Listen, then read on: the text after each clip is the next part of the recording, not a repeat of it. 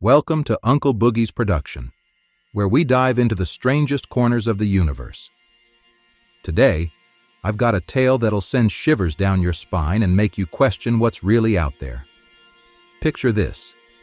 It's October 1st, 1966, in the quiet, windswept town of North Truro, Massachusetts, on the lonely tip of Cape Cod.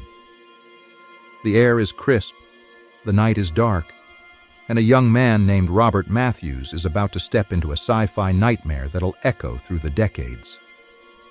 This is the story of his alien abduction at Dutra's market, a tale of strange lights, missing time, and beings from beyond the stars. The bus rumbled to a stop at 8:45 p.m., its headlights trying to break through the dense fog that clung to the outer cape like a ghostly shroud. Robert Mathews, a wiry 20-year-old first-class airman, stepped off onto the gravel outside Dutra's market, now known as Salty Market, a small, squat building that stood alone against the vast black sky. He adjusted his uniform, the insignia glinting faintly under the dim glow of a single street lamp. His first tour of duty at a nearby Air Force outpost was looming, and all he needed was a ride from the base to get him there. The place was deserted, the wind whispering through the dunes, carrying the faint tang of salt from the Atlantic. Robert glanced at his watch, 8:45 p.m. sharp, and headed to the payphone bolted to the market's wall. The receiver was cold against his ear as he dialed the base. "Yeah, it's Mathews," he said, voice steady despite the unease creeping up his spine. "I'm at Dutra's. Send someone to pick me up." The operator confirmed a truck would be there soon, and Robert hung up, shoving his hands into his pockets. He leaned against the wall, staring out into the night. That's when he saw them. 3 lights, faint at first, like distant stars, flickered into view above the horizon. They moved in unison, sliding from right to left across the sky, silent and deliberate. Robert squinted, thinking to himself, planes didn't move like that. The lights pulsed, growing brighter, and a wave of fear washed over him, primal and unexplainable. His heart thudded as he fumbled for the phone again, dialing the base with shaky fingers. "It's Mathews again. Where's that truck? I've been waiting." "Hold on," the operator cut in, voice crackling through static. "We sent a truck 5 minutes after your first call at 8:50. They got there, but you weren't around." Robert frowned, glancing at his watch. "That's impossible. It's only been 4 minutes. His words died as he saw the time, 9:45 p.m. Nearly an hour had slipped away, vanishing like smoke. The line went silent for a moment. Then the operator said, "Stay put. We're sending another truck." Robert dropped the receiver, staring at the empty lot. The lights were gone, but the air felt heavier now, charged with something he couldn't name. When the truck finally arrived, its headlights slicing through the darkness, Robert climbed in without a word. The driver, a grizzled sergeant, eyed him curiously but didn't ask questions. Robert didn't offer answers. How could he?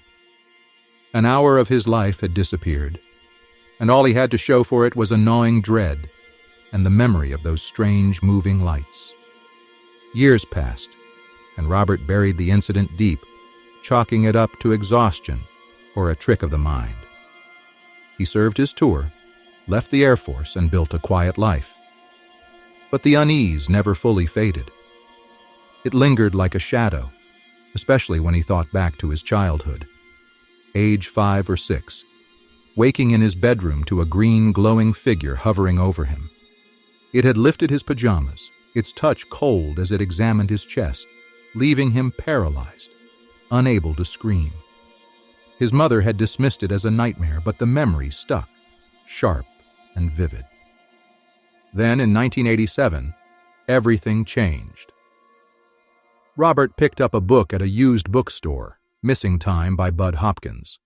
The cover promised tales of unexplained gaps in memory of people taken by forces beyond comprehension.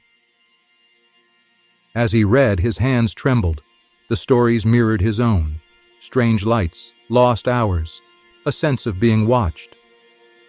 He reached the section about abductions, about beings from other worlds, and his chest tightened. He wasn't alone. He tracked down Hopkins, a New York artist turned UFO investigator who'd seen his own strange lights in 1964 and dedicated his life to uncovering the truth. "I think it happened to me," Robert told Hopkins over the phone, voice low. "October 66 at Dutra's market. I lost an hour, and there were lights." Hopkins didn't hesitate. "Come to New York, we'll figure it out." The hypnosis session took place in a dimly lit room, surrounded by psychologists and a psychiatrist Hopkins trusted. Robert lay back, eyes closed, as Hopkins' voice guided him down into the depths of his memory. "October 1st, 1966, Hopkins said softly. "You're at Dutra's market. Tell me what you see." Robert's breath hitched. "The lights, 3 of them, moving across the sky. They're bright, pulsing. One breaks off. A red light. It's coming closer. Fast." His voice grew strained. "I'm scared. I can't move. It's right above me now, huge, like a disc with edges I can't quite see." "What happens next?" Hopkins pressed. "I'm walking. There's a ramp. It's glowing, warm under my feet. I don't want to go, but I can't stop. Inside, it's bright, too bright. There's a table, like in a doctor's office, but it's not right. The walls curve, smooth like metal but alive. And they are there, 3, maybe 4 of them." "Describe them," Hopkins urged. "Small, thin, big eyes, black like pools, no mouths I can see. They're looking at me and I can't scream. They put me on the table. One lifts my shirt, its hands cold like ice.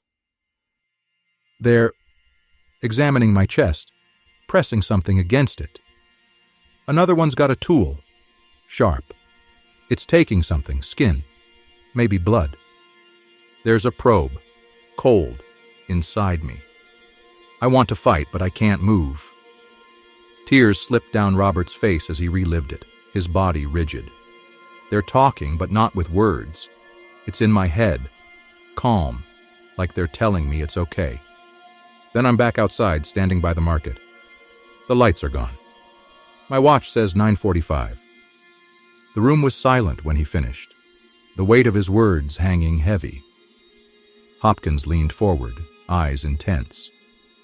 "This fits the pattern, Robert. Genetic experiments. Sperm, ova, tissue samples. They've been doing this for years, maybe centuries." Hopkins took Robert's case to heart, diving into it with the zeal of a man who'd glimpsed the unknown himself. He believed the aliens were conducting a long-term study, harvesting human material for reasons humanity couldn't yet grasp. Robert returned to Cape Cod with Hopkins, standing outside Dutra's market, now Salty Market, reconstructing the night step by step. The isolation of the outer Cape, its dark skies and endless dunes, made it the perfect stage for such an encounter. The trip solidified Robert's memory, grounding the surreal in the real. In 1988, the story hit the airwaves on Unsolved Mysteries, aired November 30th, narrated by Robert Stack in that iconic, chilling tone. Viewers across the country watched as Mathews' tale unfolded, lights in the sky, an hour lost, beings with black eyes. The episode sparked letters and calls, including one posted later on unsolved.com. A woman recalling a bright light over the water near Truro between 1964 and 1966, hovering before vanishing. The region, it seemed, was a hot spot. Hopkins published more, Intruders, building on missing time, linking Robert's abduction to others, like the famous Betty and Barney Hill case of 1961. He worked with experts like Susan Fox, a psychologist who noted odd reproductive issues in abductees, hinting at alien tampering. Robert's childhood encounter, That green figure at age 5 or 6 suggested they'd marked him early, and it is also suggested they had been monitoring Robert throughout his early life. Back in Truro, the locals whispered. Sam Baltrusis' book, Paranormal Provincetown, tied Mathews' story to older Cape Cod legends. Captain Sylvanus Rich facing night terrors in the 1700s, powerless against unseen forces. The dunes held secrets, and Robert's abduction was just one chapter. He never sought fame, but his story lived on, a sci-fi saga rooted in a quiet market on a windswept night. What did they want with him? Hopkins thought it was DNA, a cosmic experiment spanning generations. Robert wondered if they'd come back. Standing under those dark skies, he'd sometimes catch a flicker, a light, a memory, and feel that fear again. The truth was out there, elusive as the stars. Thanks for joining me on this wild ride through Robert Mathews' 1966 abduction at Dutra's Market, here on Uncle Boogie's production. This tale's got it all: strange lights, missing time, alien beings, and a mystery that's still unsolved. Hit that like button, subscribe, and share this with your fellow truth seekers. We've got more stories coming your way, so stay tuned to Uncle Boogie's production for the weird, the wild, and the downright cosmic. Until next time, keep your eyes on the skies